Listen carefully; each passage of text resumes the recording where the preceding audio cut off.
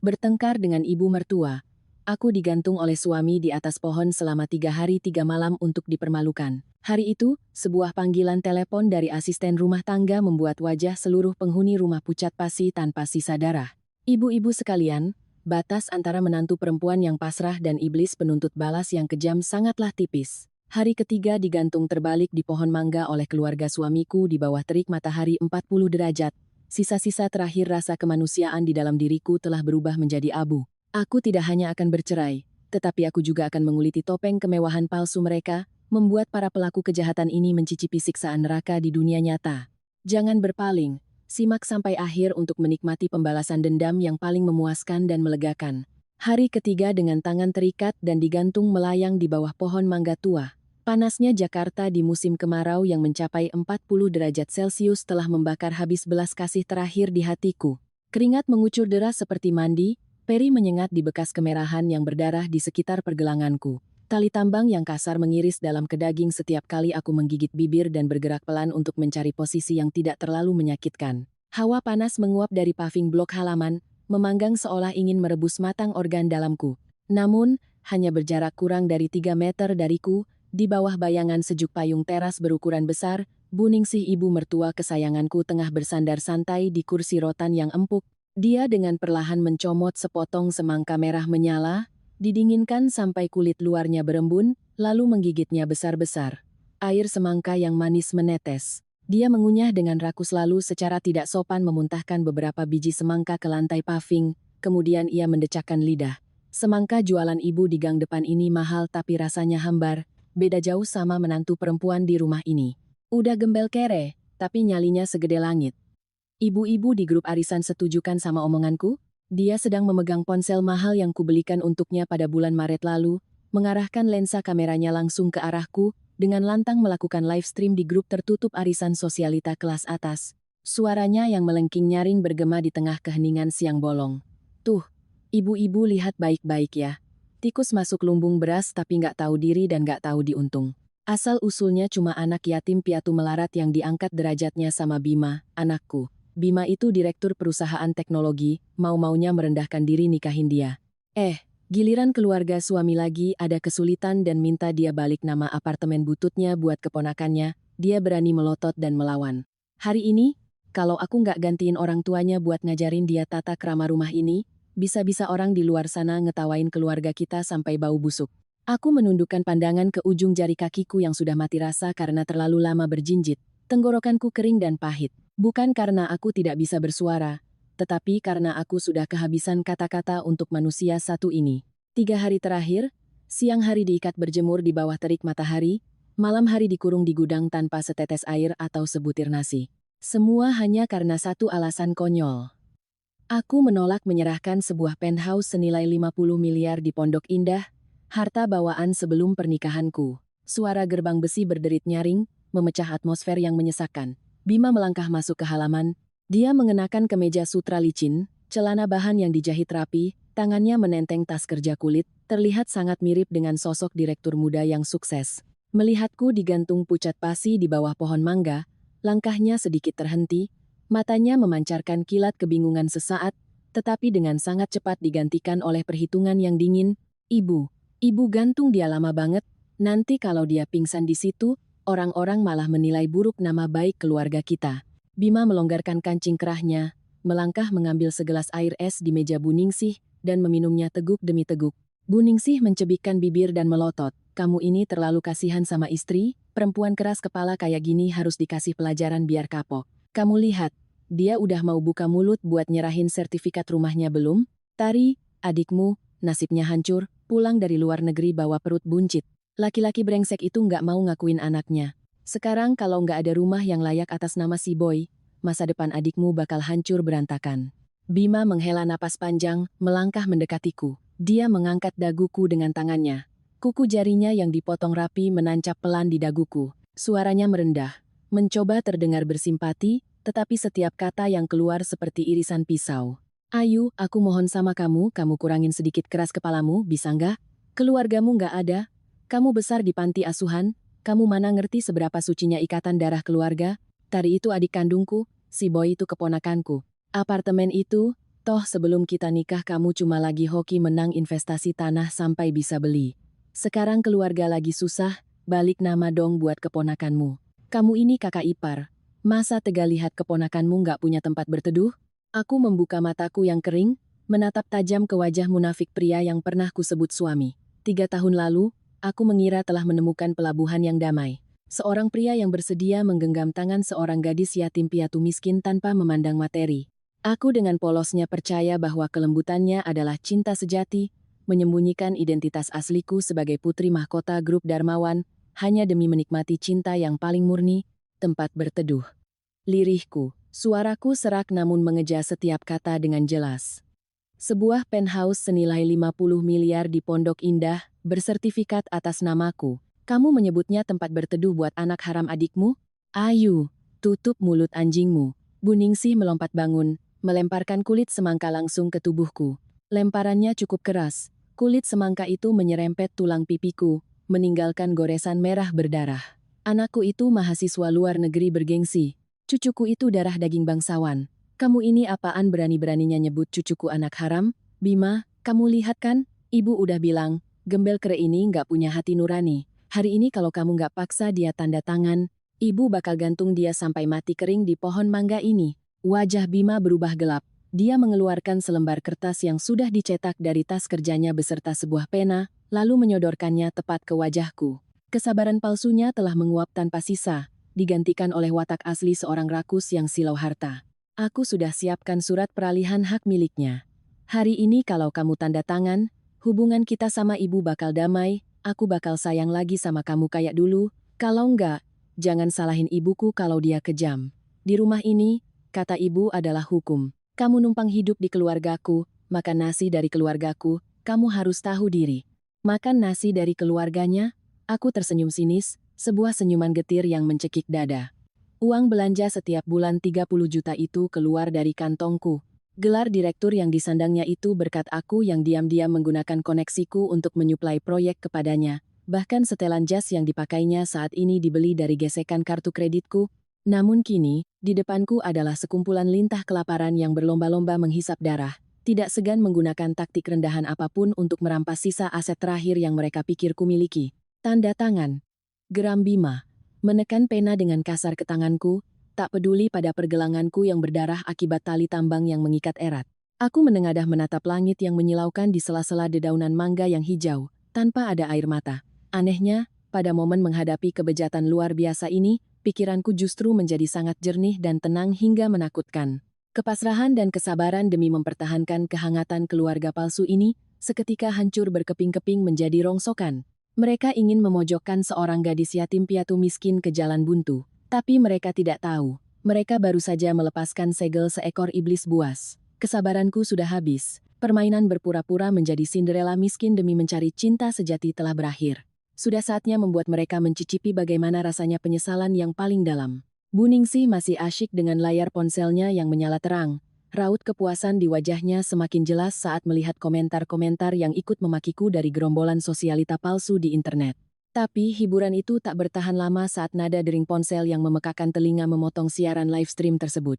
Bukan ponsel Bu Ningsih, melainkan dari ponselku yang tergeletak sembarangan di atas meja kaca di samping piring semangka. Bu Ningsih melirik layar yang menampilkan deretan nomor asing tanpa nama.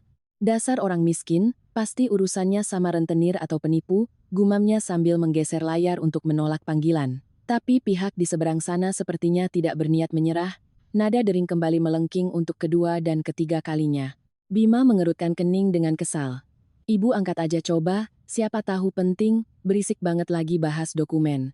Bu Ningsih dengan jengkel menekan tombol terima, dan sekalian menyalakan loudspeaker untuk pamer kekuasaan.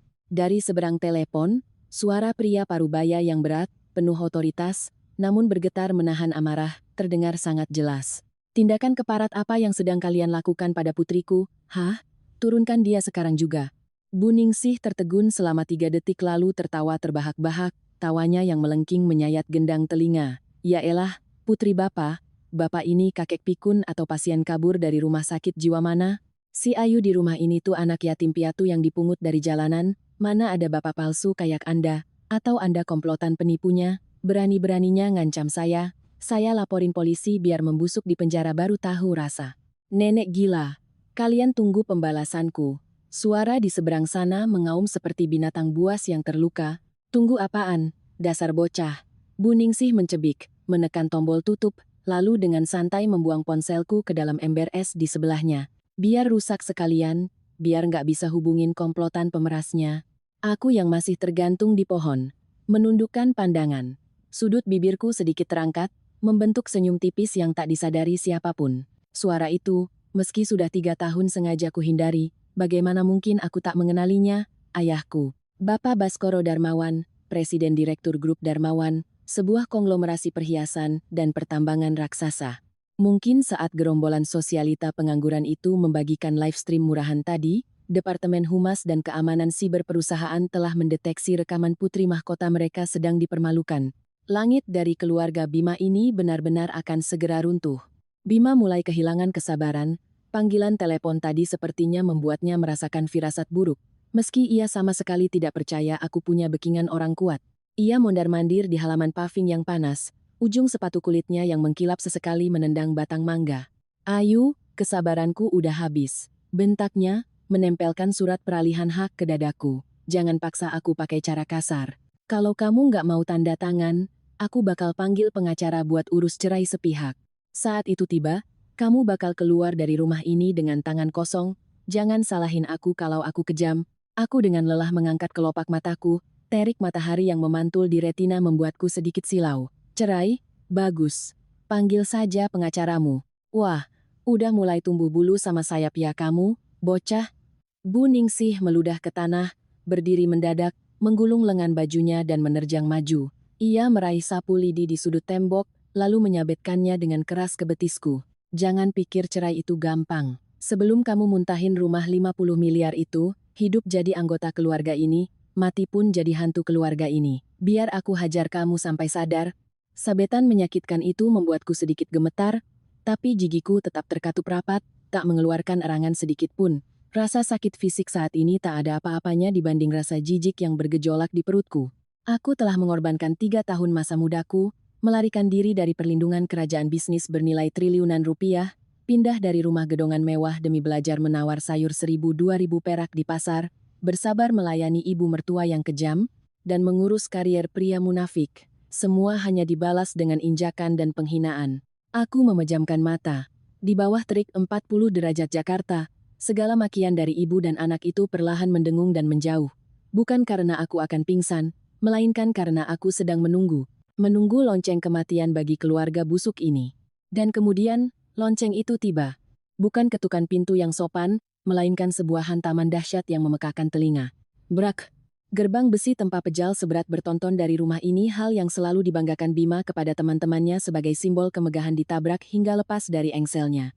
Kedua daun gerbang ambruk ke lantai paving halaman, menarik serta bongkahan tembok bata, yang hancur berkeping-keping, menerbangkan debu tebal.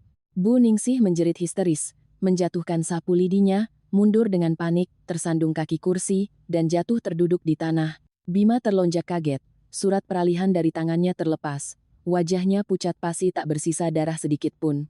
Menembus kepulan debu, sebuah mobil Maybach S680 berwarna hitam pekat dan raksasa bergerak maju perlahan. Di belakangnya, 3 SUV mewah berukuran besar mengaum, memarkir berdesakan memenuhi halaman yang luas. Mobil-mobil mengkilap berpelat nomor cantik nan berkuasa itu layaknya tank yang menggilas habis segala harga diri palsu keluarga Bima. Pintu-pintu mobil terbuka serentak.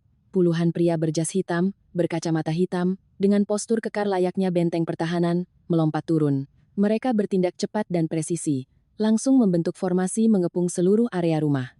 Keheningan siang bolong itu dirobek oleh dominasi yang menyesakkan napas. Dari kursi penumpang depan Maybach yang memimpin, Pak Yono kepala pengawal yang telah mengabdi pada ayahku sejak aku belum lahir melompat turun.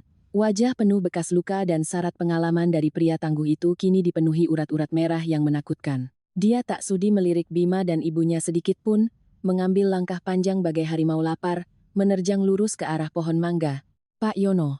Bisikku lemah, sudut mataku mendadak perih. Bukan karena mengasihani diri sendiri, melainkan karena rasa aman yang familiar, yang sudah terlalu lama tak kurasakan. Nona muda, saya terlambat. Suara Pak Yono tercekat, serak oleh kepedihan dan amarah yang meluap. Sriek. Sebilah pisau komando khusus berkelebat, tali tambang nilon tebal itu terpotong rapi seketika.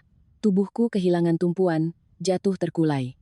Namun aku tak menyentuh paving yang panas. Pak Yono telah merentangkan tangan menangkapku, berhati-hati layaknya memegang harta karun yang rapuh, lalu segera melepas jas hitamnya, dan menyelimutkannya di bahuku yang berdarah. Nona muda? Bima tergagap, matanya membelalak seolah mau keluar dari rongganya. Ia menatapku, lalu menatap ngeri barisan pengawal yang berdiri tegak layaknya patung perunggu. Ayu. Mereka ini siapa? Penagih utang? Atau aktor yang kamu sewa buat nakut-nakutin aku? Aktor nenek moyangmu. Sebuah auman menggelegar dari kursi belakang Maibah. Pintu terbuka, seorang pria berusia 60-an, dengan rambut yang mulai memutih, mengenakan setelan jas abu-abu terang, melangkah turun perlahan. Aura kewibawaan yang menekan dari seorang kaisar dunia bisnis memancar dari setiap langkahnya yang bertumpu pada tongkat kayu solid. Dia adalah Bapak Baskoro Darmawan, ayah kandungku, sosok yang memegang kendali hidup matinya seluruh kerajaan ekonomi grup Darmawan. Buningsih merangkak bangun, kedua lututnya gemetar hebat tak sanggup berdiri tegak, mulutnya tergagap. Bapak ini penipu yang tadi nelepon. Ayahku tak sudi meladeni wanita itu. Beliau melangkah ke hadapanku, matanya yang mulai menua menatap pedih bekas luka berdarah di pergelangan tangan putrinya. Tangan yang menggenggam tongkat kayu itu bergetar hebat. Bapak, panggilku pelan. Hanya dengan satu panggilan lirih itu, hancur lebur sudahlah seluruh pandangan dunia Bima dan Buningsih. Bima mundur 3 langkah, punggungnya menabrak tembok, bibirnya gemetar tak karuan. Bapak, kamu kan yatim piatu. Ayu, dia kan Bapak Baskoro Darmawan, Presiden Direktur Grup Darmawan. Bima adalah sosok yang berkutat di bisnis teknologi, selalu mencari cara untuk menempel pada kalangan atas. Bagaimana mungkin dia tidak mengenali wajah yang sering muncul di sampul majalah bisnis terkemuka? Kesombongan dan kecongkakan seorang direktur yang tadi ia tunjukkan telah menguap bersih, digantikan oleh kengerian yang absolut. Jantung dan ususnya terasa seakan diremas tangan tak kasat mata. Istrinya, gadis yatim piatu miskin yang dia dan ibunya siksa demi merampas apartemen, ternyata adalah pewaris tunggal dari keluarga konglomerat yang bisa meremukkan perusahaannya hanya dengan jentikan jari. Ayahku berbalik mendadak, tongkat kayunya dihentakkan keras ke lantai paving, suaranya bergema memekakkan telinga. Bagus sekali. Keluarga kalian sungguh bernyali besar. Berani-beraninya menggantung putri kandung Baskoro Darmawan di jemur matahari. Kalian bosan hidup? Auman ayahku bagai petir di siang bolong. Puluhan pengawal serentak maju satu langkah, aura pembunuhan yang pekat membuat Buningsih ketakutan setengah mati hingga mengompol di celana sutranya, wajahnya seputih kertas. Bima langsung lemas, lututnya ambruk-bruk, berlutut di atas lantai paving yang panas. Aku berpegangan pada lengan kokoh Pak Yono, perlahan berdiri tegak. Rasa sakit fisik itu masih ada, namun dalam aliran darahku saat ini, kebanggaan darah keluarga Darmawan telah benar-benar meraung bangkit. Aku menatap dingin bagai sebilah es, menyapu wajah menyedihkan ibu dan anak itu. Tidak ada lagi kesabaran, tidak ada lagi kebutaan tentang apa yang disebut cinta suami istri. Yang tersisa hanyalah kekejaman yang paling tajam. Bapak, ayo pulang. Ucapku dengan nada datar, begitu tenang hingga menakutkan. Soal mereka, biarkan aku yang urus. Permainan yang seru baru saja dimulai. Langit Jakarta di siang kemarau itu masih terik, tapi bagi ibu dan anak keluarga Bima, kegelapan hari kiamat telah resmi turun. Aku perlahan membuka mataku yang terasa berat. Yang menyambutku bukan lagi sengatan matahari yang menusuk tulang di bawah pohon mangga tua, bukan pula bau keringat atau makian melengking. Sebaliknya, cahaya lampu kuning yang lembut dan embusan udara dingin dari sistem AC sentral. Aroma minyak esensial serai wangi menyapu sisa-sisa sesak siang musim kemarau. Aku sedang berbaring di atas ranjang premium di kamar VIP Rumah Sakit Internasional milik keluargaku sendiri. Di samping ranjang, ayahku sedang duduk melipat tangan, alis tebalnya bertaut membentuk garis lurus. Melihatku sadar, raut wajahnya yang berwibawa sedikit melunak, tapi matanya masih memancarkan kilatan amarah yang belum padam. Pak Yono berdiri tegak di sudut ruangan, tangannya memegang setumpuk dokumen tebal.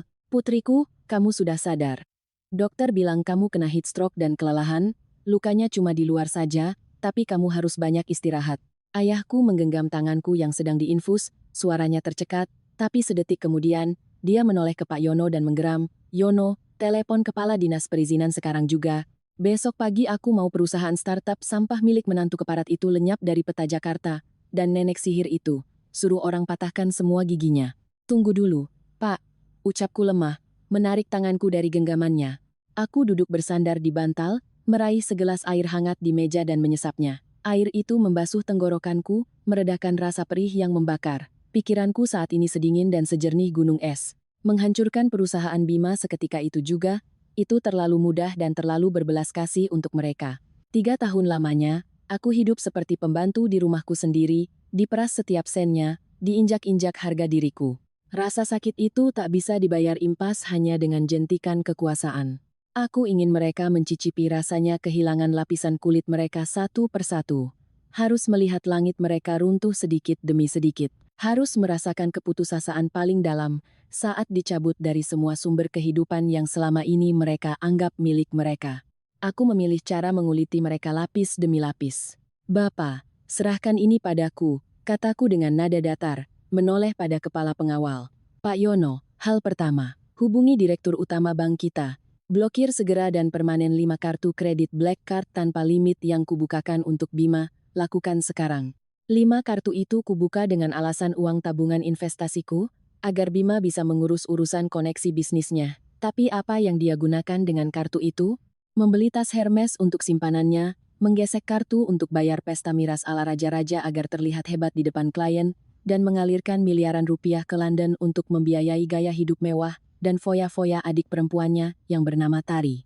Malam ini, aku akan memutus urat nadi finansial pertamanya. Hal kedua, lanjutku, tatapanku menajam. Penthouse di Pondok Indah itu atas namaku.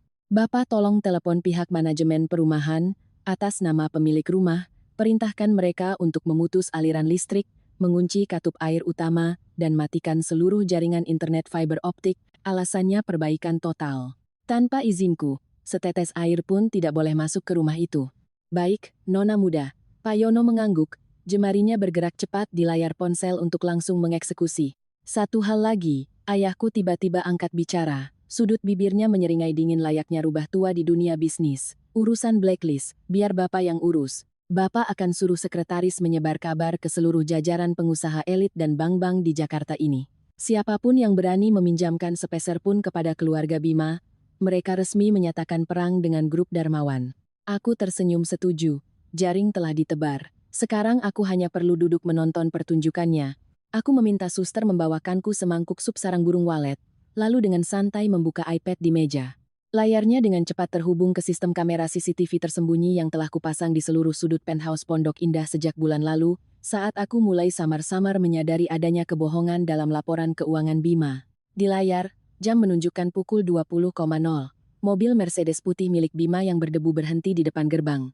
Dia dan Bu Ningsih turun dari mobil, tampak kelelahan dan panik setelah seharian bersembunyi ketakutan, takut pasukan ayahku kembali mencari masalah. Seluruh rumah seluas 500 meter persegi itu tenggelam dalam kegelapan pekat bagai tinta. "Siti, pembantu sialan itu kemana? Jam segini belum nyalain lampu nyambut majikan? Mana AC nggak dinyalain? Mau rebus aku hidup-hidup ya?" Baru saja melangkah masuk, keringat sudah mengucur deras dari tubuh Bu Ningsih yang gemuk, suaranya sudah melengking memaki. Dia mengulurkan tangan menekan saklar lampu gantung. Klik-klik. Tak terjadi apa-apa.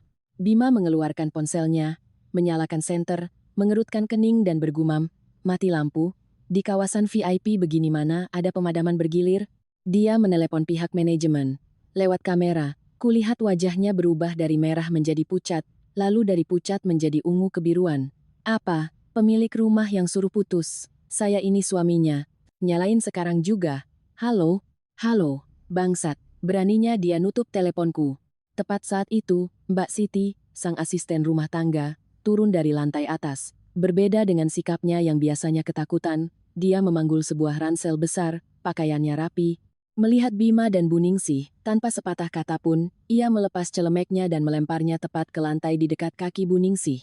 "Kamu mau ngapain heh? Mau berontak kamu?" Mata Bu Ningsih melotot. "Air belum dimasak, nasi belum disiapin.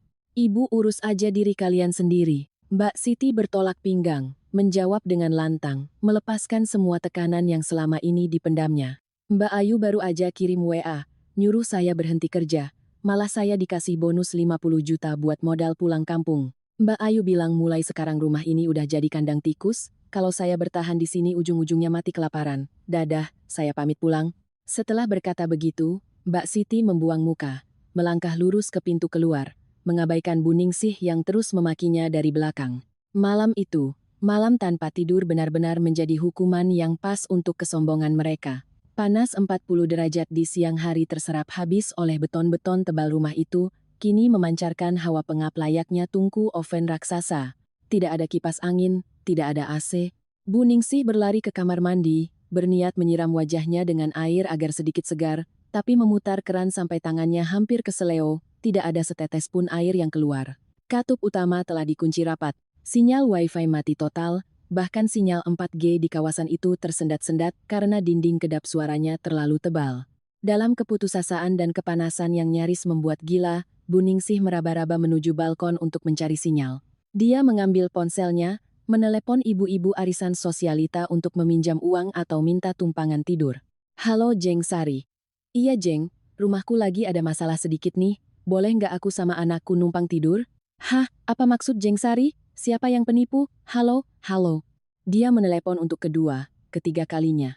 Ada yang tidak mengangkat, ada yang baru mendengar suaranya langsung melontarkan hinaan paling kejam. Mengutuknya sebagai orang yang tak punya urat malu karena berani mengganggu putri dari grup Darmawan, yang berimbas pada terancamnya bisnis mereka sendiri. Seluruh kalangan atas Jakarta telah memblokir ibu dan anak itu, membuang mereka layaknya wabah penyakit menular. Melalui layar iPad, aku melihat Bima tertunduk di atas sofa kulit mahal yang kini terasa panas dan lengket oleh keringat. Dia menggaruk-garuk kepalanya dengan frustrasi, terus-menerus menatap pesan dari bank. Transaksi gagal. Kartu telah diblokir. Dia benar-benar kehabisan modal. Hampir jam 2 pagi, udara terasa kental. Bau keringat dan rasa takut menyatu. Bu Ningsih duduk mengangkang di lantai paving, tangannya mengipas-ngipas dengan kipas kertas yang robek, mulutnya berkomat-kamit seperti orang gila, sesekali memukul nyamuk. Monster kejam yang siang tadi menyuruh agar aku digantung di pohon mangga, kini terlihat begitu menyedihkan dan menjijikkan, persis seperti katak buduk yang menggelepar di kubangan lumpur kering. Aku tersenyum tipis, menutup iPad, dan membaringkan tubuh di kasur yang empuk. Tidur belum pernah terasa semanis dan sedamai ini. Nikmatilah kegelapan itu, mantan suami dan ibu mertua tersayang. Karena besok saat matahari terbit, aku sendiri yang akan mengantarkan mimpi buruk paling mengerikan langsung ke kantor kalian. Keesokan paginya, aku terbangun saat sinar matahari pagi yang cerah menembus gorden tipis kamar VIP. Sangat berbeda dengan penampilanku yang acak-acakan, hancur, dan tak berdaya kemarin di bawah pohon mangga. Hari ini, aku telah bangkit sepenuhnya. Aku adalah Sekar Ayu, pewaris tunggal grup Darmawan. Aku berdiri di depan cermin besar, mengoleskan lipstik merah tua yang tajam dan menyala di bibirku. Warna lipstik yang selama 3 tahun tak pernah berani kugunakan karena takut Bu Ningsih akan memakiku sebagai wanita murahan. Rambut hitam panjang yang biasanya hanya dicepol sembarangan dengan jedai plastik, kini dicatok lurus sempurna, terurai elegan di atas bahu jas hitam yang dipotong dengan presisi. Sepatu hak tinggi stiletoku berketuk dingin dan tegas di atas lantai marmer. Hari ini, aku pergi menagih utang. Tepat pukul 09.00 pagi, Maybach S680 hitam mengkilap berhenti di depan gedung pencakar langit kaca di pusat kawasan SCBD, tempat di mana markas perusahaan teknologi yang selalu disombongkan Bima berada. 4 pengawal kekar berjas hitam yang dipimpin Pak Yono serentak turun membuka jalan untukku, melangkah lurus ke lobi utama. Resepsionis yang biasanya memandangku sebelah mata dan memanggilku istri kampung yang nganter bekal, kini mundur ketakutan, bahkan menjatuhkan lipstik yang sedang dipakainya saat melihat aura menekan dari pasukan yang mengawalku. Tidak perlu diumumkan, kataku dingin melempar kalimat. Aku melangkah tegap menuju lift VIP khusus direksi. Saat ini di ruang rapat Dewan Komisaris di lantai 20, atmosfer sedang tegang bagai senar gitar yang ditarik maksimal. Berdiri di lorong, aku bisa mendengar jelas teriakan panik Bima menembus pintu kayu ek yang mahal. Bapak-bapak pemegang saham harap tenang, ini cuma masalah teknis dari bank. Aliran dana dari angel investor kita pasti akan cair pagi ini juga. Saya jamin dengan nama baik saya sebagai direktur. Suara Bima terdengar serak dan tercekat karena panik. Setelah malam panjang mandi keringat di rumah bak oven yang diputus listrik dan airnya, penampilannya saat ini sangat menyedihkan. Pakaiannya kusut, rambutnya berantakan, kantung matanya menghitam dengan urat-urat merah keputusasaan. Berapa harga nama baik Anda ketika pagi ini 5 bank mitra kita serentak membekukan rekening perusahaan? Seorang pemegang saham tua menggebrak meja dengan marah. Anda harus jelaskan. Kemana perginya uang modal perusahaan sampai utang jatuh tempo hari ini sepeser pun tak bisa dibayar? Tepat di saat itu, aku perlahan mengangkat tanganku. Pak Yono mengerti, langsung melangkah maju dan melayangkan tendangan telak, menendang pintu ruang rapat itu dengan kekuatan yang begitu besar hingga engselnya berderit memekakan telinga. Berakak, semua mata di ruangan itu serentak menoleh ke pintu. Keributan seketika senyap, begitu hening hingga suara dengungan Aceh terdengar jelas. Bima yang sedang berdiri bersimbah keringat di ujung meja, membelalakan matanya seperti melihat hantu di siang bolong. Ayu, kamu, kenapa kamu ada di sini? Pakaian macam apa yang kamu pakai ini? Bima tergagap, suaranya bergetar, kepercayaan diri palsunya tadi menguap tak bersisa. Ia menunduk menatap barisan pengawal hitam di belakangku, menelan ludah dengan ngeri. Aku tersenyum, senyuman yang sama sekali tidak mencapai mataku. Aku melangkah pelan dan anggun ke satu-satunya kursi kosong di ujung meja, menarik kursi itu dan duduk menyilangkan kaki. Auraku santai dan tenang bak seorang ratu yang sedang berpatroli di wilayah kekuasaannya sendiri. Kenapa saya tidak boleh ada di sini? Aku mengangkat sebelah alis, bersuara tegas dan jernih, namun membawa bobot seberat bertonton. Saya datang untuk melihat bagaimana direktur terhormat kita menjelaskan menguapnya uang perusahaan. Kamu gila ya? Ini rapat tingkat tinggi Dewan Komisaris, bukan tempat buat perempuan rumahan kayak kamu bikin keributan. Satpam mana? Seret dia keluar. Bima mengaum, mencoba menyelamatkan sisa-sisa harga dirinya di depan para pemegang saham. Namun tak seorang pun bergerak. Para pemegang saham menatapku lalu menatap Bima dengan pandangan penuh keraguan dan penilaian. Presiden Direktur Bima. Aku memanggilnya dengan gelar yang selalu ia dambakan, tapi dengan nada yang paling sinis. Anda baru saja menyebut angel investor, bukan? Kebetulan sekali saya tahu betul soal angel investor ini. Aku memberi isyarat tangan. Pak Yono segera membuka koper kulit hitam, mengeluarkan setumpuk dokumen tebal bercap merah menyala, dan melemparnya keras ke tengah meja kaca. Tumpukan dokumen itu meluncur licin dan berhenti tepat di depan Bima. Bapak-bapak pemegang saham di sini pasti selalu bertanya-tanya, siapa malaikat tanpa nama yang begitu buta, menggelontorkan dana tanpa syarat ke perusahaan teknologi baru yang laporan keuangannya anjlok terus selama 3 tahun ini, kan? Aku menyapu pandanganku ke sekeliling ruangan, mengetuk perlahan kuku merahku di atas meja. Hari ini dengan bangga saya perkenalkan, orang di balik angel investor tersebut, kreditur sejati dan satu-satunya bagi perusahaan ini, adalah saya.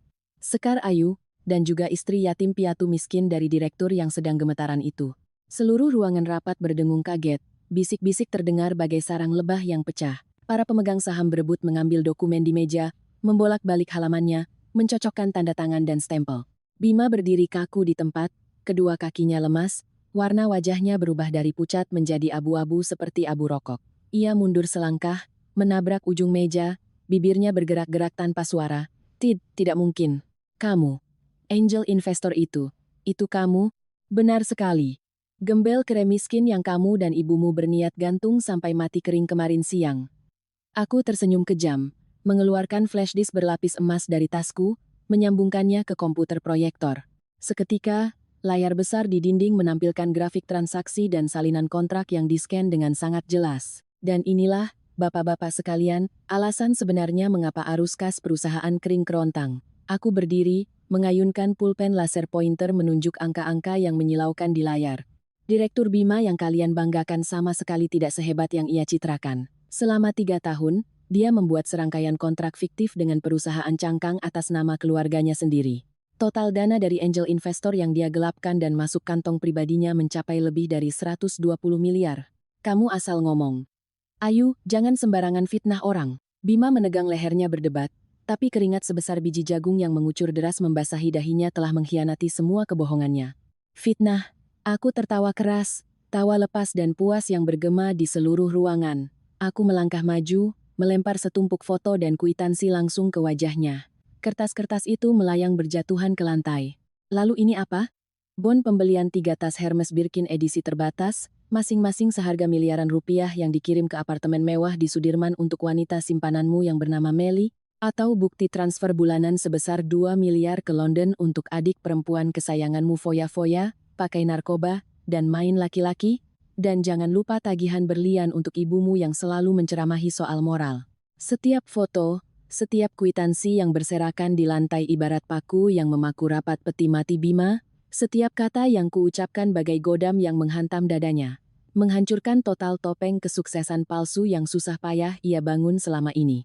Para pemegang saham marah besar, serentak berdiri dari kursinya. Mereka menggebrak meja dan berlomba-lomba memaki, memanggilnya penipu, bajingan, dan menuntut lapor polisi saat itu juga. Dari seorang presiden direktur yang gagah berani, dalam sekejap ia berubah menjadi tikus got kotor yang dilempar ke jalan, memikul utang menumpuk, dan menghadapi ancaman hukuman penjara. Kekuasaan ilusi yang ia pegang mati-matian seumur hidupnya telah kuhancurkan hingga berkeping-keping menjadi debu. Tak sanggup menahan tekanan masif itu, kedua kaki Bima menekuk. Bruk, ia berlutut tepat di depan para pemegang saham, lalu tanpa mempedulikan harga diri, merangkak dengan lututnya menghampiriku. Ia mencengkeram ujung jas kerjaku, menatapku dengan mata merah yang berlinang air mata, memohon dengan memelas, "Ayu, istriku sayang, aku salah. Aku kerasukan setan, aku ditekan ibu." Si Tari permintaannya berlebihan. "Tolong ingat hubungan suami istri kita selama 3 tahun, ingat saat-saat aku masakin bubur waktu kamu sakit. Kasih aku jalan untuk hidup. 120 miliar itu bakal aku cicil, aku bakal jadi kerbau, jadi kuda buat bayar kamu. Jangan masukin aku ke penjara, Ayu." Dia menangis meraung-raung, ingusnya berlepotan, merentangkan tangan hendak memeluk kakiku. Di samping kakiku ada segelas air putih kaca, yang tadi dibawakan sekretaris ke meja teh kecil. Aku melangkah mundur dengan dingin, ujung sepatu hak tinggiku yang runcing mengayun. Prang!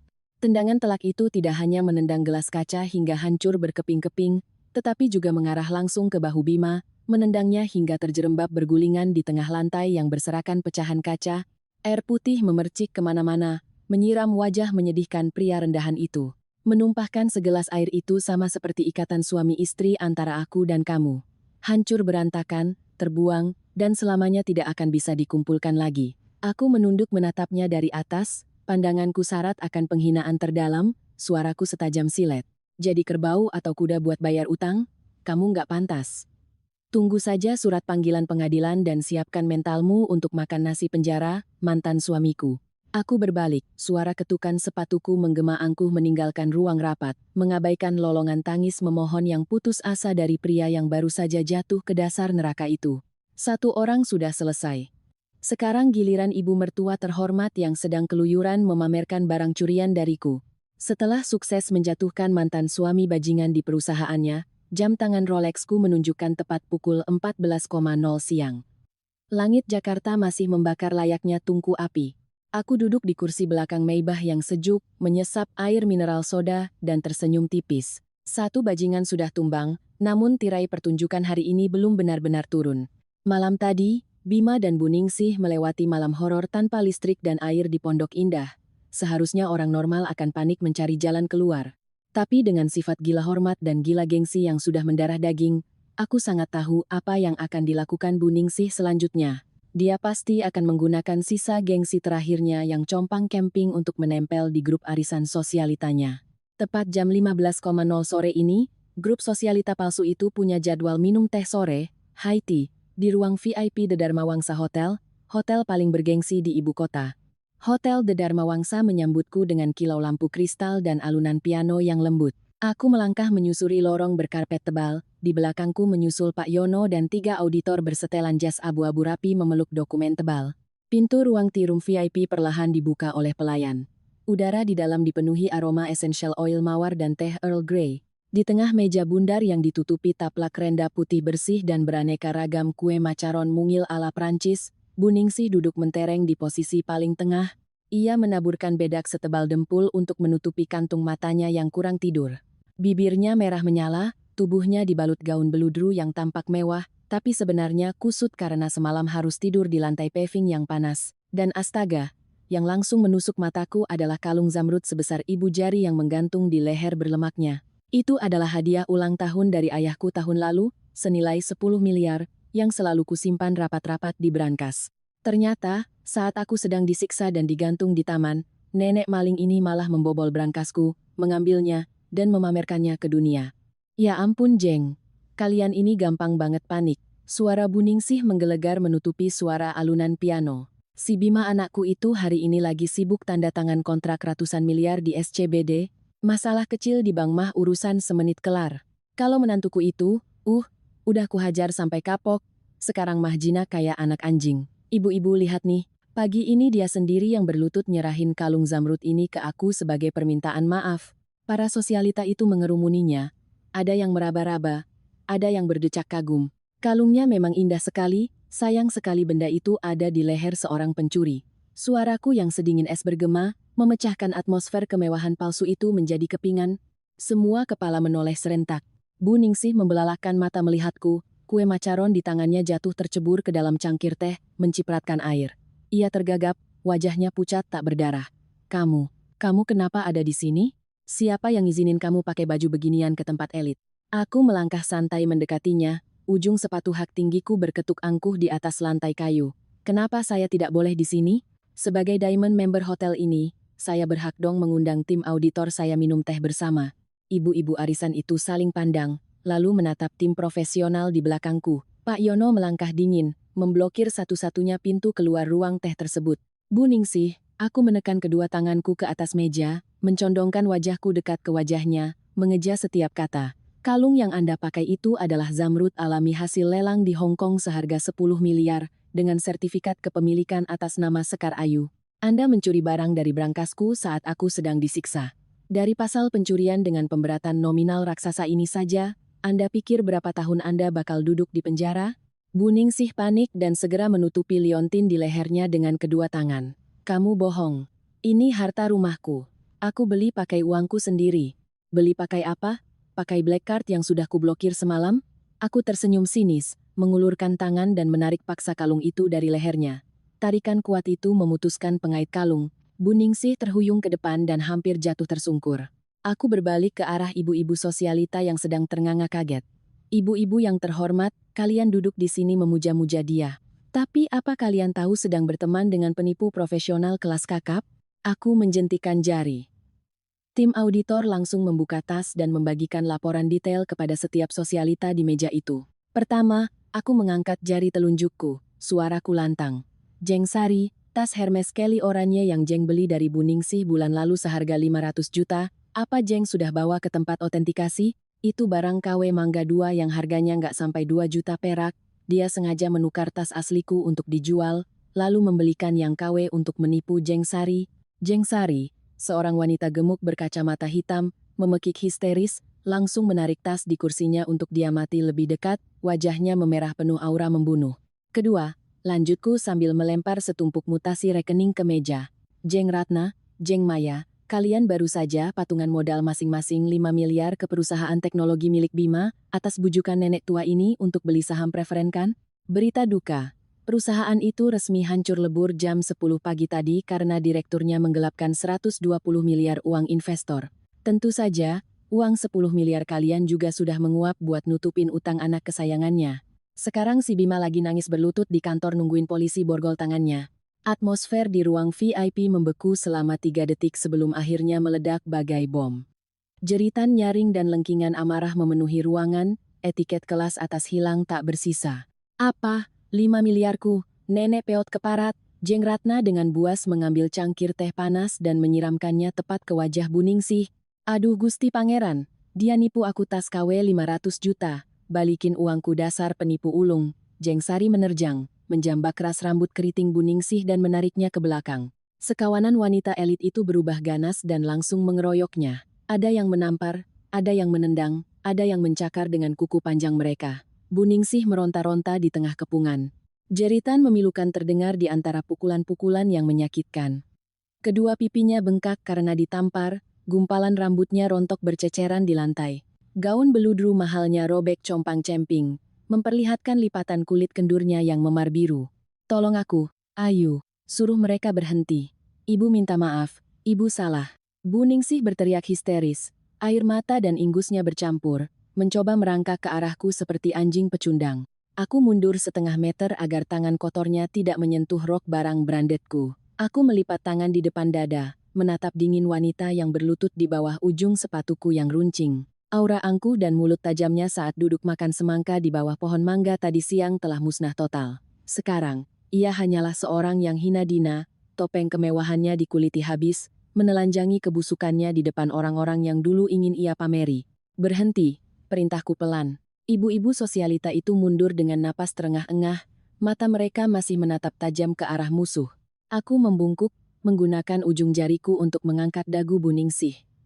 Aku mengeja kata-kataku, menyakitkan dan kejam. Ibu mertua terhormat, bagaimana rasanya ditelanjangi aibnya di depan umum, dipukuli, dan dihina? Terasa familiar? Apa ini mirip dengan caramu memperlakukanku selama 3 tahun, terutama kemarin, tapi aku tidak memukul ibu. Aku membiarkan keserakahan dan gengsi ibu sendiri yang menampar wajah ibu. Nikmatilah hasil perbuatanmu sendiri. Aku memutar tubuh, melangkah keluar dari ruang teh, membiarkan Bu Ningsih menangis terseduh-seduh di tengah kepungan para kreditur yang kelaparan hendak mencabik-cabiknya. Matahari Jakarta mulai condong ke barat. Hari yang panjang dengan hukuman-hukuman yang memuaskan ini masih belum usai. Karena aku tahu, manusia serakah seperti Bima, saat tersudut ke jalan buntu, ia akan mengeluarkan kartu truf terakhir yang paling menjijikkan di parkiran basement, meninggalkan Hotel The Dharma Wangsa. Ketika senja kemerahan mulai turun mewarnai pepohonan di pinggir jalan, Maybach S680 yang tenang membawaku kembali ke markas besar grup Darmawan. Jam di dashboard menunjukkan pukul 17.30. Suasana di dalam mobil sangat sunyi, beraroma gaharu yang menenangkan, berbanding terbalik dengan kekacauan dan penghinaan yang sedang dialami Bu Ningsih di ruang VIP. Mobil meluncur menuruni tanjakan landai masuk ke area parkir VIP di lantai basement B2. Tempat ini seluas ribuan meter persegi, dengan langit-langit tinggi yang disinari lampu LED putih pucat yang dingin. Kosong dan hening, hanya terdengar suara mesin V12 berlapis baja menderu pelan, tepat ketika Pak Yono memutar kemudi untuk memasukkan mobil ke slot khusus Presiden Direktur, sebuah insiden mendadak terjadi. Dari balik pilar beton abu-abu raksasa berjarak 10 meter, dua sosok manusia melesat keluar, memblokir tepat di depan kap Maybach. Pak Yono dengan refleks luar biasa langsung menginjak rem dalam-dalam. Suara ban bergesekan dengan lantai epoksi melengking tajam, meninggalkan dua bekas hitam hangus. Moncong mobil berhenti kurang dari 30 cm dari kaki kedua orang gila itu. Melalui kaca anti peluru tebal, aku memicingkan mata melihat keluar. Ujung bibirku menyeringai sinis. Tentu saja, itu adalah Bima dan ibunya. Tapi penampilan mereka sekarang begitu menyedihkan. Jika dibuang di jalan, orang akan mengira mereka gembel yang habis digebuki massa karena ketahuan selingkuh. Bu Ningsih, nyonya sosialita tadi sore, kini rambutnya berantakan, beberapa bagian kulit kepalanya berdarah akibat jambakan. Wajahnya bengkak seperti baskom, matanya membengkak hingga hanya tersisa garis sipit, hidungnya berdarah dan liurnya berlepotan. Gaun mahal yang robek itu memperlihatkan pakaian dalamnya. Ia berdiri limbung, harus berpegangan erat pada lengan Bima, terus mengerang putus asa. Bima juga tidak lebih baik. Direktur Perlente tadi pagi kini kuyu. Kemeja merek mahalnya kusut dan beberapa kancingnya lepas, memperlihatkan dadanya yang kurus.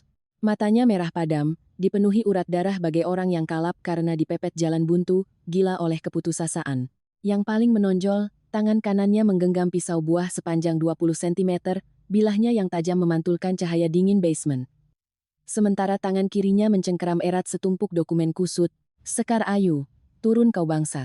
Bima berteriak serak, memukul-mukul kap mesin mobil lapis baja bernilai belasan miliar itu dengan gagang pisau. "Kau pikir setelah menghancurkan perusahaanku dan mempermalukan ibuku, kau bisa hidup tenang? Turun." Wajah Pak Yono mengeras menahan amarah, tangannya merogoh ke bawah kursi mengambil tongkat baton baja, bersiap turun untuk menghabisi pria itu, tapi aku mengangkat tangan dan menekan bahunya dengan lembut. "Pak Yono, duduk saja, kunci semua pintu. Biar saya lihat, anjing yang terpojok bisa menggonggong kalimat apa saja." Aku mencondongkan badan ke panel kontrol tengah, menyalakan sistem speaker dua arah keluar. Suaraku bergema di basement yang sepi, sangat jelas, santai, dan penuh otoritas. "Saya mendengarkan, Direktur Bima.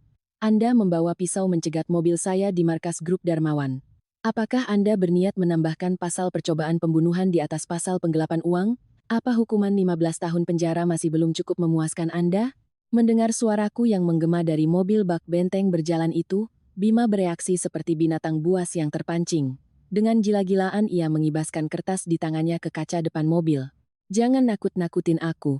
Aku udah nggak punya apa-apa lagi untuk hilang." Bima mengertakkan giginya, ludahnya memercik. "Kamu lihat baik-baik ini apa? Ini adalah perjanjian pranikah yang kamu tanda tangani sendiri 3 tahun lalu. Kamu pikir aku bodoh? Aku udah diam-diam mengganti lampiran pasalnya. Pasalnya jelas menyatakan kalau kita cerai, seluruh harta atas nama Sekar Ayu, termasuk harta bawaan sebelum nikah seperti penthouse 50 miliar di Pondok Indah, harus dibagi 2 sama Bima Atmaja." "Oh, jadi begitu. Ternyata dia sudah merencanakan untuk merampok hartaku sejak hari pertama kami bersiap untuk menikah. Sayang sekali baginya. Kepolosanku sudah lama mati di dalam keluarga busuk itu. Bu Ningsih, mendengar kata uang, matanya yang bengkak langsung melotot, mengumpulkan sisa tenaganya dan berteriak. Bener tuh. Dasar bocah brengsek. Kamu mau bikin keluargaku miskin gembel? Bagi dua hartamu. Kamu punya perusahaan triliunan. Kamu harus muntahin apartemen itu buat cucuku. Kamu harus bayar lunas utang 120 miliar Bima. Kalau enggak, aku bakal viralkan ke internet. Aku bakal sebarin kalau kamu ini janda kaya, tapi berhati iblis yang nyiksa keluarga suami. Aku tertawa terbahak-bahak. Tawa lepas dan renyah itu bergema melalui speaker, memantul di dinding beton dan kembali lagi, membuat ibu dan anak itu bergidik. Hitunganmu pintar sekali, Bima. 25 miliar untuk setengah harga rumah, ditambah memaksaku membayarkan utang 120 miliar milikmu, ditukar dengan selembar surat cerai damai, kalau tidak, kau akan pakai pisau itu untuk menyayat wajahku atau membunuhku di sini juga. Aku menganalisis pelan, nada bicaraku berubah dari mengejek menjadi sangat dingin. Tapi Bima, sebagai direktur teknologi, masa kau begitu ketinggalan zaman? Apa kau tidak tahu di dunia ini ada yang namanya tinta rahasia, vanishing ink? Tangan Bima yang memegang kertas sedikit terhenti, matanya yang merah melotot, pandangannya melesat ke sudut bawah kontrak. 3 tahun lalu, saat kamu menyerahkan kontrak itu padaku, aku sudah mencium niat busukmu. Jadi, pulpen yang kupakai untuk menandatangani pasal perampokan itu adalah pulpen khusus dengan tinta yang bisa menguap. Aku bersandar santai di kursi kulit. Tinta jenis itu hanya bertahan 48 jam, setelah itu akan menguap sepenuhnya tanpa meninggalkan bekas sekecil apapun. Buka mata anjingmu itu lebar-lebar dan lihat, apa yang ada di bagian tanda tanganku sekarang? Bima dengan panik membalik ke halaman terakhir. Di bawah cahaya lampu LED basement yang putih terang, ruang kosong di atas nama Sekar Ayu bersih tanpa setitik noda pun. Tidak ada tanda tangan, tidak ada cap jempol, kertas konspirasi yang ia anggap sebagai pelampung penyelamat terakhir, nyatanya tak lebih dari sekadar kertas bekas tak berguna. Tidak mungkin. Bima menjerit pilu. Tangannya gemetar hebat, meremas kontrak itu dan membantingnya ke tanah. Harapan terakhirnya telah dipadamkan dengan cara yang paling kejam dan tuntas. Ia hancur sepenuhnya. Namun, kehancuran itu dengan cepat berubah menjadi kegilaan dari seorang penjahat yang terpojok. Anjing, kau menipuku, kubunuh kau, kubunuh kau. Bima mengaum layaknya hewan buas, mencengkeram gagang pisau dengan kedua tangan dan melompat ke atas kap maibah. Ia secara membabi buta membacokkan pisaunya ke kaca depan tempatku duduk. Jang, jang, jang. Suara bacokan nyaring bergema. Percikan api kecil menyala, tapi pisau buah tipis itu tidak mampu menggores kaca anti peluru tingkat tinggi itu bahkan 1 nanometer pun. Pisau itu retak, lalu patah menjadi 2, dan bilahnya memantul mengenai pipi Bima hingga berdarah. Bu Ningsih berdiri di bawah, menangis dan berteriak sambil memukuli pahanya. Bunuh dia nak, bacok sampai mati perempuan iblis itu. Tepat pada saat itu, suara sirine polisi yang nyaring dan memekakkan telinga bergema bertubi-tubi dari arah jalur masuk basement. Kilatan lampu rotator biru merah menyapu dinding abu-abu dengan liar. 3 mobil taktis Brimob dan polisi melesat masuk, mengerem mendadak dan membentuk formasi pengepungan rapat. Pak Yono menoleh kepadaku, mengangguk pelan. Melapor ke polisi sudah ada dalam naskah yang kuskenariokan sejak keluar dari The Dharma Wangsa. Belasan petugas kepolisian bersenjata lengkap dengan rompi anti peluru, pistol, dan tameng pelindung langsung berhamburan turun. Letakkan senjata, jangan bergerak. Angkat tangan ke atas kepala. Suara komandan regu melalui megafon terdengar tegas dan mengancam. Bima yang masih berada di atas kap mobil melihat bilah pisau patah di tangannya, lalu menatap laras-laras senapan hitam yang mengarah kepadanya, kakinya langsung lemas. Ia meluncur dari kap mesin yang licin, jatuh berdebum ke lantai epoksi yang dingin. 2 petugas polisi langsung menyergap dan menelungkupkannya ke lantai. Bunyi klik dari borgol besi yang mengunci pergelangan tangannya terdengar dingin. Bu Ningsih juga tak luput dari nasibnya, dikunci tangannya oleh 2 polisi wanita dan diseret pergi. Wanita itu meronta-ronta dan menjerit histeris. Ya ampun Tuhan, polisi nangkap orang baik-baik, menantu durhaka nipu ibu mertua. Azab menantimu, dasar perempuan iblis. Aku menurunkan kaca jendela mobil tepat 5 cm, cukup untuk membuat suaraku terdengar jelas keluar. Bapak polisi, tolong buatkan BAP-nya.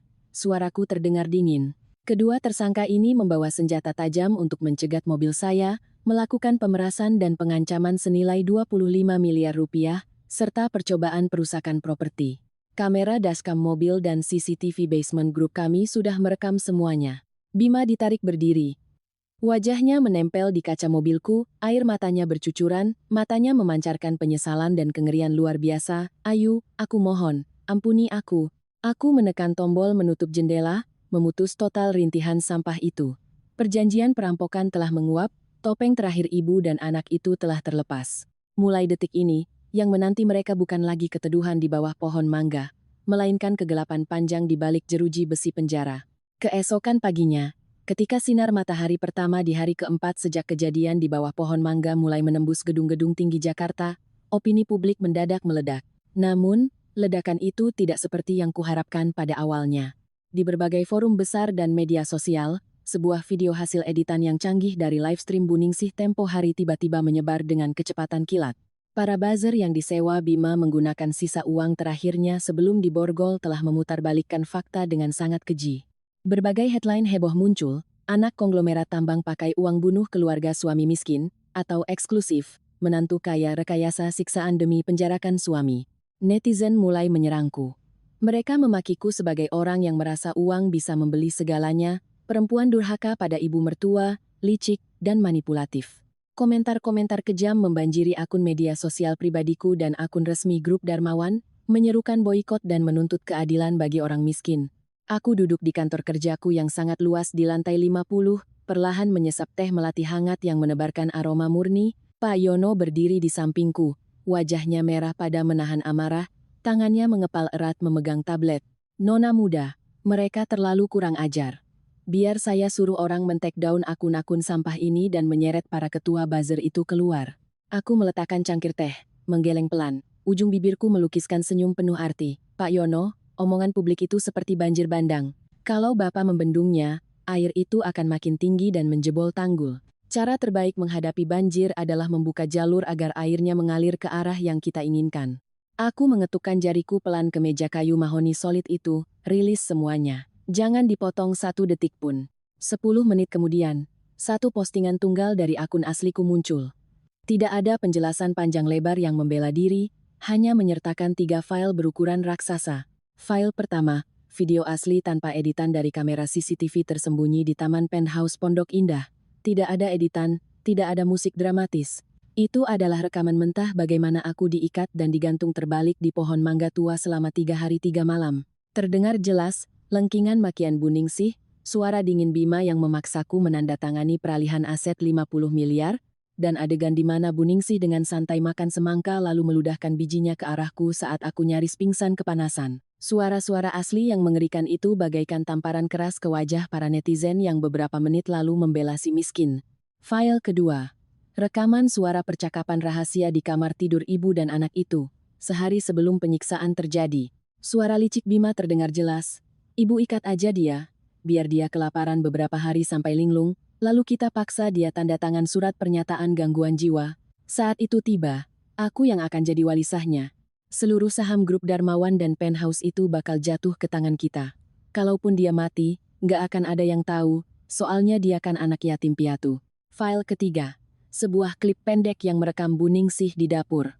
Karena tidak puas dengan rasa sayur asamnya, dia mengambil sendok sayur yang masih panas dan menyiramkannya langsung ke tubuh Mbak Siti, asisten rumah tangga, lalu menampar wajah pekerja wanita tua yang usianya jauh lebih tua darinya itu bertubi-tubi dengan sandal jepit. Jagat maya seketika membeku selama beberapa detik, lalu sebuah gempa tektonik opini benar-benar terjadi. Arus banjir netizen berbalik arah 180 derajat dengan kecepatan mengerikan. Mereka yang sedetik lalu menangisi keluarga Bima, sedetik kemudian berubah menjadi hakim online paling ganas. Kemarahan publik meledak bagai kebakaran hutan ditiup angin badai. Gila, harimau aja nggak makan anaknya sendiri. Hewan macam apa keluarga ini? CEO startup apaan? Maling yang mau masukin istrinya ke RS jiwa demi harta. Orang kayak gini wajib hukuman mati. Lihat tuh si nenek sihir nyiksa pembantunya. Azab lo nek, gak nyangka ada mertua seiblis ini di dunia. Namun, hukuman yang sebenarnya tidak hanya berhenti di layar ponsel. Sore itu, Buningsih berhasil ditebus oleh pengacaranya sebagai tahanan luar sambil menunggu persidangan dengan alasan kesehatan sakit jantung. Begitu melangkah keluar dari gerbang kantor Bareskrim Polri, tidak ada lagi Maybach atau Mercedes yang menjemputnya. Ia harus berjalan kaki mencari taksi. Namun, tidak ada satupun taksi atau ojek online yang mau berhenti ketika mengenali wajahnya yang kini menjadi wajah paling terkenal dan dibenci se-Indonesia. Itu si ibu mertua iblis yang di video itu kan? Seorang ibu penjual rujak buah di trotoar berteriak kencang sambil menunjuk Bu Ningsih. Seketika, kerumunan warga, pejalan kaki, ibu-ibu rumah tangga, tukang ojek, hingga mahasiswa langsung mengerumuninya. Semua menatapnya dengan tatapan penuh rasa jijik yang luar biasa. Dasar perempuan iblis. Gantung menantu di pohon mangga, masih bisa hidup tenang loh. Plak. Sebuah tomat busuk terbang tepat mengenai dahi Bu Ningsih. Cairan merah menjijikkan mengalir turun membasahi wajah bedaknya yang pucat. Anak yatim piatu pun lo siksa. Dasar binatang. Perang. Sebuah kantong plastik berisi telur busuk dari warung sembako dekat situ dilemparkan, tepat mengenai dadanya. Bau busuk menyengat langsung menguar, bercampur dengan bau keringat dan rasa malu. Bu Ningsih panik, menutupi wajahnya dengan tangan, berusaha kabur, tapi kerumunan semakin padat, menyudutkannya ke tembok. Orang-orang tidak memukulinya dengan kayu, tetapi cacian dan sampah yang dilemparkan ke tubuhnya jauh lebih menyakitkan daripada pukulan fisik. Ia menyeret kakinya yang gemetar menyusuri jalanan aspal Jakarta. Gaun beludru mahalnya kini berlumuran lumpur, cangkang telur, dan sisa tomat. Sepatu hak tinggi brandednya patah. Ia membuangnya dan terpaksa berjalan bertelanjang kaki di atas aspal yang panas. Toko-toko mewah yang dulu selalu ia sombongkan, sosialita yang dulu minum teh bersamanya, kini menganggapnya sebagai tumpukan sampah kotor yang harus dihindari. Di sudut kota lain, Bima yang berada di dalam sel tahanan juga tidak lebih beruntung. Berita tentang kejatuhannya serta video usahanya memenjarakan istrinya ke rumah sakit jiwa telah sampai ke telinga para preman penguasa sel. Para napi punya hukum rimba mereka sendiri. Dan pria yang menipu teman, apalagi menyiksa istrinya sendiri demi harta, adalah kasta yang paling dihinakan di dalam sel. Kudengar lo mau masukin bini lo ke RS jiwa ya, Pak Direktur? Seorang preman bertato duduk santai di ranjang semen, menatap Bima dengan tatapan sedingin es. Bima meringkuk di sudut sel yang lembab, bibirnya membiru karena ketakutan. Ia menatap keluar jendela kecil berjeruji besi, di mana cahaya matahari senja perlahan meredup. Ia baru sadar bahwa hukum hanyalah sebuah permulaan. Hukuman dari cemoohan publik dan rasa jijik dari sesama manusia adalah hukuman penjara seumur hidup yang sesungguhnya yang harus ia dan ibunya pikul sampai mati. Aku duduk di dalam mobil, melirik sekilas dari kaca gelap ke arah kerumunan warga di jalanan, tidak ada rasa kasihan. Orang jahat pantas menerima balasan jahat. Harga yang mereka bayar saat ini barulah cicilan bunga pertama dari utang kemanusiaan dan hati nurani yang begitu besar yang telah mereka pinjam. Jumat sore, langit Jakarta dipenuhi awan mendung abu-abu gelap, pertanda hujan deras akan segera turun untuk menghapus hawa panas rekor kemarau belakangan ini. Aku duduk di balik kaca satu arah di ruang interogasi khusus Mabes Polri. Tanganku perlahan mengangkat secangkir teh melati panas yang mengepulkan aroma suci. Di balik kaca tersebut adalah Bima dan Bu Ningsih, dua manusia yang selama 3 tahun ini pernah menjadi satu-satunya keluargaku. Kini, mereka tampak tak ubahnya seperti anjing liar yang terpojok, berantakan, dan penuh racun. Penyidik telah memutuskan untuk mengonfrontasi ibu dan anak itu secara langsung guna memperjelas tuduhan penganiayaan berat, penggelapan, dan penipuan. 1 minggu sejak aku diikat di bawah pohon mangga, ini adalah pertama kalinya mereka bertatap muka dalam belenggu borgol. Begitu melihat putranya masuk dengan seragam tahanan oranye yang kebesaran, seolah menelan tubuh si mantan direktur Parlente itu, Bu Ningsih yang berstatus tahanan kota langsung menerjang untuk memeluknya. Tapi Bima menghindar dengan dingin. Tatapannya pada sang ibu tak lagi menyimpan secuil pun rasa hormat, melainkan kebencian yang menusuk hingga ke tulang. Bima, anakku. Kenapa kamu jadi begini, Nak? Bu Ningsih menangis meraung. Wajahnya yang bengkak karena dilempari batu oleh masa tempo hari kini dipenuhi memar ungu dan bekas cakaran. Ini semua gara-gara si Sundal Ayu. Dia yang bikin keluarga kita hancur. Dia yang masukin kamu ke sini. Ibu diam. Bima memukul meja dengan keras. Suara rantai borgolnya berbenturan dengan kayu terdengar nyaring. Jangan buka mulut sedikit pun buat nyalahin dia. Kalau bukan karena ibu serakah, kalau bukan karena ibu maksa aku buat ngerebut apartemen itu buat si Tari, aku nggak bakal nekat. Kalau ibu nggak bikin ide gila gantung istriku di pohon mangga terus live stream pamer-pamer, Pak Baskoro Darmawan mana mungkin tahu dan ngejar kita? Bu Ningsih tertegun, matanya yang sipit melotot menatap putra satu-satunya itu. Kamu, berani kamu bentak ibumu sendiri? Aku ngelakuin ini semua demi keluarga kita. Demi masa depanmu, adikmu, demi kamu. Bima tertawa meledak, tawa orang gila yang sangat sarkastis. Ibu lakuin demi gengsi ibu sendiri, ibu pakai uang perusahaanku buat bayarin gaya hidup teman-teman sosialita palsu ibu, ibu beli berlian, perhiasan emas, sementara aku harus pusing 7 keliling ngadepin auditor. Ibu sendiri yang bilang padaku kalau Ayu itu yatim piatu miskin, mau disiksa atau dibunuh pun gak akan ada yang tahu. Sekarang aku dihukum 15 tahun penjara, punya utang 120 miliar di kepalaku. Ibu mau cuci tangan. Bima berbalik menatap penyidik, suaranya berubah menjadi memelas dan pengecut. Pak polisi, saya ngaku, saya bersedia bersaksi. Kasus penggantungan Ayu di pohon mangga itu 100% ide ibu saya. Dia yang mengikat, dia yang tidak kasih makan. Saya cuma menyaksikan, tapi nggak berani melarang karena dia ngancam, mau bunuh diri kalau saya ikut campur. Soal penggelapan uang perusahaan, lebih dari separuhnya ditransfer ke rekening pribadi ibu saya untuk belanja barang branded dan dikirim ke adik saya di London. Saya cuma disuruh-suruh, Pak. Anak durhaka, anak keparat. Bu Ningsih seketika gila dan menerjang mencakar Bima. Berani-beraninya kamu limpahkan semua kesalahan ke ibumu. Siapa yang tanda tangan kontrak fiktif itu? Siapa yang bawa uang miliaran buat biayain wanita simpanan terus pulang ke rumah nangis-nangis ngeluh perusahaan bangkrut sampai aku harus maksa Ayu nyerahin rumahnya? Pak polisi. Dia bohong. Dia otak utamanya. Dia yang mau masukin istrinya ke RS jiwa. Dia yang nyuruh saya siksa Ayu biar gila, supaya dia gampang ambil hartanya. Ibu dan anak itu saling menerkam dan menggigit bak anjing liar. Bima menggunakan kedua tangannya yang diborgol untuk mendorong Bu Ningsih hingga jatuh terjerembab ke lantai. Sementara Bu Ningsih menarik kerah baju Bima sekuat tenaga. Mulutnya terus-menerus menyemburkan sumpah serapah paling beracun yang bisa diucapkan seorang ibu kepada anaknya. Kehormatan, cinta kasih ibu anak, tata krama keluarga, semuanya telah hancur berkeping-keping menjadi sampah busuk di bawah bayang-bayang kebenaran. Aku berdiri di balik kaca, diam memperhatikan pertunjukan anjing menggigit anjing ini. Hatiku sama sekali tidak sakit. Sebaliknya, aku merasakan kedamaian yang aneh. 3 tahun lamanya aku berusaha merawat apa yang disebut ikatan keluarga ini, percaya bahwa pengorbanan dan kesabaranku akan meluluhkan hati mereka.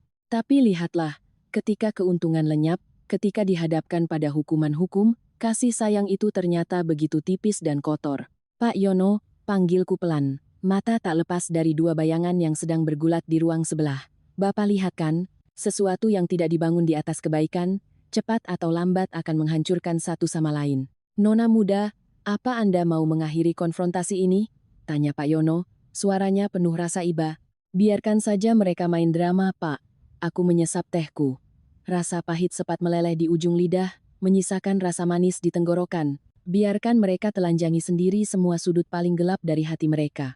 Semakin kuat mereka saling gigit, hukuman yang dijatuhkan untuk mereka akan semakin setimpal. Saling serang itu belum juga usai. Bu Ningsih berteriak menuduh Bima pernah diam-diam menjual perhiasan mas kawinku untuk main saham kripto dan rugi besar. Sementara Bima membongkar rahasia bahwa Bu Ningsih pernah mencuri uang kotak amal masjid untuk main judi, rahasia-rahasia paling najis dibongkar sebagai cara untuk menarik pihak lawan ikut mati bersama di neraka.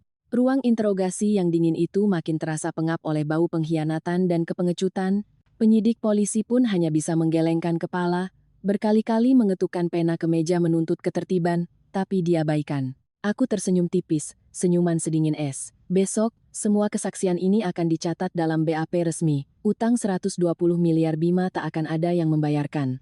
Dan Bu Ningsih tidak akan punya jalan keluar dari jerat pasal dalang penganiayaan dan penadah barang curian. Hujan deras di luar akhirnya turun, membersihkan debu-debu ibu kota. Namun noda di jiwa keluarga Bima Atmaja, mungkin seluruh air laut Samudra Hindia pun tak akan bisa membersihkannya. Aku berdiri, merapikan setelan jasku yang mulus. Pertempuran hukum sudah di depan mata untuk dituntaskan, tapi aku masih punya satu pekerjaan lagi. Meratakan rumah penthouse di Pondok Indah itu dengan tanah. Tempat yang menyimpan ingatan paling mengerikan dalam hidupku.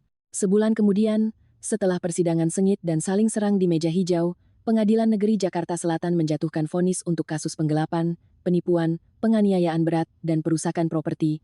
Pagi itu langit mendung abu-abu, gerimis turun rintik-rintik seakan ingin membasuh bersih lakon keluarga yang kotor selama 3 tahun.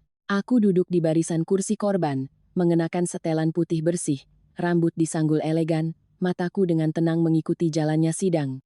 Di seberang sana, di kursi pesakitan, Bima dan Bu Ningsih tampak menua 10 tahun. Bima kurus kering, pipinya kempot, seragam tahanan oranye yang kebesaran menelan mentah-mentah direktur muda yang dulu bergaya perlente. Bu Ningsih kehilangan seluruh aura sosialitanya. Wajahnya kusam, matanya kosong karena panik. Hakim memutuskan. Bima Atmaja divonis 15 tahun penjara atas tuduhan penggelapan, penipuan uang perusahaan, dan turut serta dalam penganiayaan. Utang 120 miliar beserta seluruh aset yang ia miliki dibekukan untuk dilelang demi mengganti kerugian para investor. Bu Ningsih divonis 6 tahun penjara sebagai otak pelaku penganiayaan, penyekapan paksa, dan penada harta curian. Ketika ketukan palu hakim berbunyi, tok, tok, tok, mengakhiri persidangan, Bima ambruk di kursinya, menutupi wajahnya dan menangis terseduh-seduh. Bu Ningsih berteriak histeris lalu pingsan di tempat. Aku berdiri, mengangguk sopan pada majelis hakim, lalu berjalan keluar tanpa menoleh, tanpa meninggalkan tatapan iba sedetik pun. Hukuman dari negara sudah selesai. Sekarang saatnya aku menjalankan hukumanku sendiri. Sore harinya, aku bersama Pak Yono dan rombongan kendaraan alat berat konstruksi menuju ke rumah mewah di Pondok Indah. Rumah ini, tempat yang dulu kusebut rumah, tempat di mana pohon mangga itu menjadi saksi bisu darah dan air mataku, kini terbengkalai dan sunyi layaknya kuburan kosong.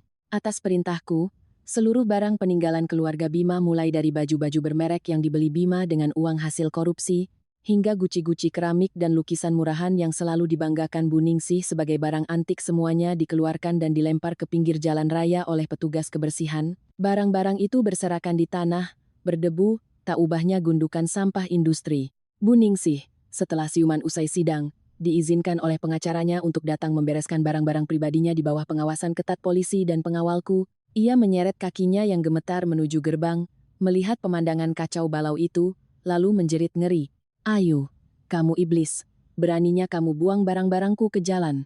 Ini keringat dan air mata keluarga kita. Bu Ningsih menerjang maju hendak memungut tas tangan yang tergeletak di tanah, namun langsung dihalangi oleh Pak Yono. Aku turun dari mobil Maybach lapis baja, berjalan santai menghampirinya.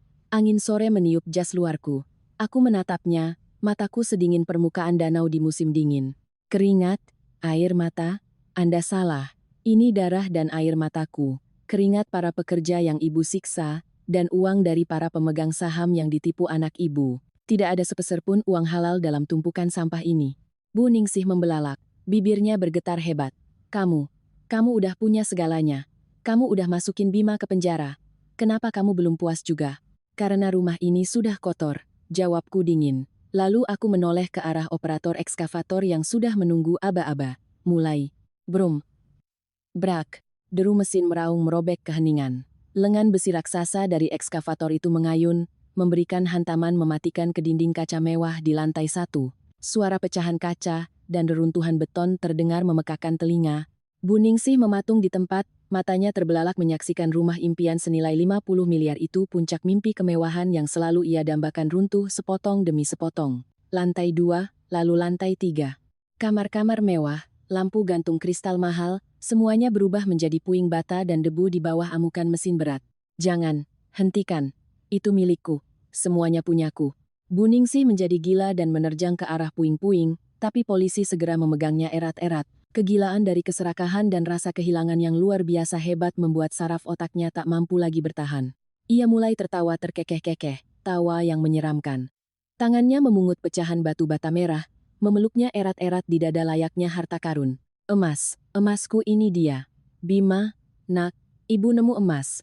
Ia tertawa sambil menari-nari. Wajahnya cemong oleh debu kotor dan air mata, tatapan matanya sepenuhnya kehilangan fokus layaknya orang tidak waras. Melihat hancurnya mimpi kemewahan secara fisik di depan matanya, Bu Ningsih benar-benar menjadi gila. Aku melihat tumpukan puing di depanku, hatiku terasa sangat ringan. Pohon mangga tua itu juga sudah dicabut sampai ke akar-akarnya, akan diganti dengan lahan kosong yang bersih. Aku tidak ingin menyisakan sedikit pun jejak penderitaan dan penghinaan di tempat ini. Pak Yono, bersihkan semua ini. Setelah diratakan tanahnya, tolong tanamkan kebun bunga matahari yang luas untukku, kataku lalu berbalik dan masuk ke mobil. Rumah mewah puluhan miliar itu kini hanya tinggal puing-puing, menjadi debu dalam bayang-bayang orang serakah. Satu babak lama dalam hidupku resmi ditutup seiring dengan gemuruh beton yang runtuh. Namun, pembersihan ini belum selesai sempurna. Karena nun jauh di sana, satu bibit bencana sedang terbang tergesa-gesa kembali ke tanah air untuk menagih janji. Sang adik ipar, Tari. Aku akan menunggunya di kantorku dengan kejutan yang lain. Jam di meja kerjaku menunjukkan tepat pukul 10.00 pagi hari Senin. 1 minggu setelah rumah Pondok Indah diratakan dan Bu Ningsih resmi dijebloskan ke bangsal psikiatri penjara. Udara di lantai 50 markas grup Darmawan tiba-tiba jadi riuh karena kedatangan tamu tak diundang. Kalian gak berhak larang saya. Kakak saya itu direktur. Kakak ipar saya itu bos di perusahaan ini. Kalian tahu saya siapa? Suara lengkingan congkak khas keluarga Bima bergema dari ruang tunggu lobi. Aku meletakkan pulpen yang sedang kugunakan untuk tanda tangan, menyandarkan punggung ke kursi kulit presdir, dan menyesap teh. Tari adik iparku yang baru terbang dari London akhirnya muncul. Dia sama sekali belum tahu tentang vonis 15 tahun penjara kakaknya dan kegilaan ibunya yang telah melempar keluarganya ke lubang hitam keputusasaan. Pintu kantorku didorong paksa, Tari menerobos masuk. Tubuhnya dibalut gaun mini dari merek mewah ternama. Tangannya menenteng tas Hermes Himalayan Crocodile yang harganya setara dengan sebuah apartemen barang yang dibelikan Bima hasil korupsi uang perusahaan bulan lalu. Wajah Tari didempul riasan tebal. Matanya dengan riasan cat eye menatapku tajam layaknya melihat pelayan kelas bawah. Mbak Ayu, apa-apaan sih? Kenapa ibu nggak bisa ditelepon? Kenapa Mas Bima ditangkap polisi? Mbak pakai uang keluarga kami buat nyogok polisi ya? Tari melempar tasnya ke atas mejaku, memerintah dengan congkak. Dengerin baik-baik, aku baru aja mendarat dari London. Pesta pernikahanku sama anak Raja Batubara di Samarinda sisa sebulan lagi. Mbak sekarang tulis cek 5 miliar buat aku ngurusin uang panai dan pesen hotel bintang 5. Kalau enggak, aku bakal suruh Mas Bima cerain Mbak sekarang juga. Biar Mbak jadi gembel di jalanan. Aku tidak marah. Sebaliknya aku merasa ini sangat lucu. Keangkuhan buta wanita ini benar-benar warisan paling sempurna dari ibunya, Bu Ningsih. 5 miliar ya? Aku dengan santai membuka sebuah map, suaraku datar tanpa riak. Tari, kamu kuliah di London selama 3 tahun, pasti belajar sedikit soal hukum internasional dan keuangan, kan? Apa kamu tahu dari mana asal uang 2 miliar rupiah yang setiap bulan ditransfer kakakmu ke rekeningmu? Tari mencibir, melipat tangan di depan dada. Uang hasil kerja Mas Bima lah, dari mana lagi? Dia itu jenius teknologi, nyetak uang kayak air. Mbak cuma anak yatim piatu miskin, yang hoki bisa masuk keluarga kami. Hak apa Mbak nanya-nanya? Jenius teknologi. Aku tersenyum sinis, memutar layar komputerku menghadapnya. Ini adalah laporan audit yang dikumpulkan Pak Yono dari London. Coba kamu jelaskan, apa sebenarnya gelar mahasiswi luar negeri bergengsi yang kamu banggakan itu? Selama 3 tahun, kamu tidak pernah masuk kelas lebih dari 10 kali. Kamu pakai uang kakakmu buat miara cowok-cowok panggilan di klub malam Soho. Kamu main judi, bahkan pakai narkoba di apartemen sewaanmu di Kensington. Wajah Tari perlahan berubah, dari merah muda merona menjadi putih pucat, lalu kebiruan. Mbak mata-matain aku, Mbak berani fitnah aku? Fitnah? Aku mengklik sebuah video di layar. Itu adalah rekaman Tari yang sedang sakau di sebuah pesta liar di London, tangannya memegang jarum suntik, dikelilingi pria-pria bule yang berteriak mabuk. Seluruh berkas tentang pemalsuan nilaimu, jual beli ijazah palsu, dan rekam medismu di pusat rehabilitasi narkoba, semuanya ada padaku. Dan Tari, kamu pikir pernikahanmu dengan pewaris tambang batu bara itu masih bisa lanjut? Aku mengambil ponsel, menekan tombol kirim. Satu file dokumen besar terkirim dalam sekali klik. Aku baru saja mengirimkan semua dokumen ini ke calon keluarga mertuamu di Samarinda dan juga ke pihak rektorat kampusmu di Inggris. Menurutmu, apa keluarga konglomerat lama di Kalimantan mau menerima menantu pecandu narkoba, penipu, dan punya kakak kandung di dalam penjara? Perempuan iblis, kubunuh kau. Tari mendadak gila, menerjang ke arahku berniat mencakar, tetapi Pak Yono dengan sigap menangkapnya dan melipat tangannya ke belakang punggung.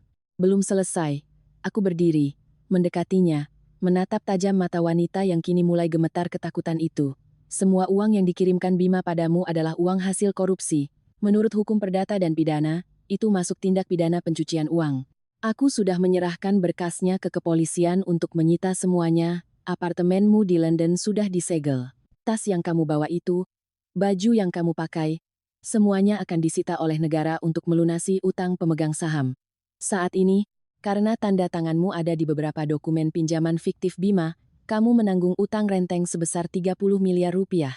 Tari seketika lemas, ambruk ke lantai. Tas ratusan juta itu terlepas dari tangannya layaknya sampah murahan. Kebanggaan sebagai seorang putri elit seketika hancur berkeping-keping menjadi asap.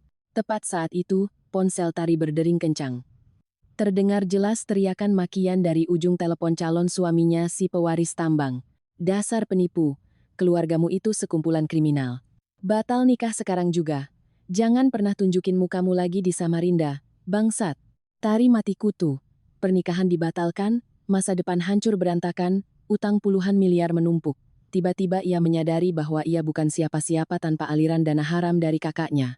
Mbak Ayu, aku mohon Bak, aku mohon. Tari merangkak di bawah kakiku.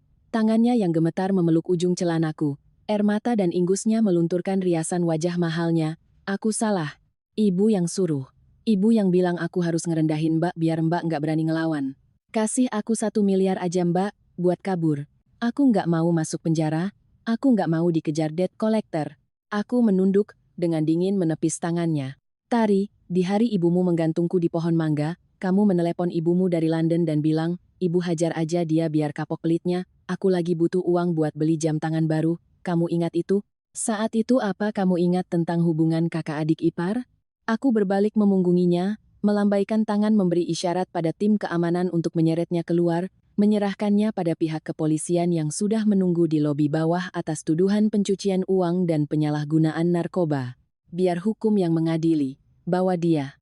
Mbak Ayu, ampuni aku. Jerit tangis Tari makin mengecil saat petugas keamanan menyeretnya paksa keluar dari kantorku. Lorong lantai 50 kembali ke keheningan yang anggun dan berwibawa. Manusia congkak terakhir dari keluarga Bima Atmaja telah runtuh, menarik serta sisa-sisa terakhir keluarga busuk itu jatuh ke jurang kehinaan terdalam. Aku berdiri di depan jendela kaca floor to ceiling, menatap ke bawah pada padatnya lalu lintas Jakarta. Langit hari ini sangat biru dan cerah, tak ada lagi satupun awan gelap dari masa lalu. Badai telah berlalu.